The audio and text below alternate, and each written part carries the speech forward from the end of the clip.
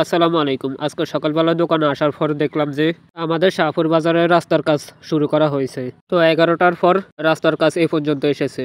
তো কন্ডাক্টররা রটে জালি বাঁধছে। প্রায় 12টার পর রটে জালি বাঁধা এই পর্যন্ত এসেছে। আপনারা দেখতে পেয়েছেন দূরে একটা কভার বান আটকে আছে এবং আপনারা দেখেছেন যারা মাল ডেলিভারি করে তারা হেঁটে হেঁটে দোয়ানা মাল সাপ্লাই দেয়। কারণ শাহপুর বাজারে এই রাস্তাটি বন্ধ হয়ে গেছে এই রাস্তার কাজ ধরে। যাই হোক, দুপুরবেলা বাড়ি যেতে এই পর্যন্ত কাজ দেখেছিলাম।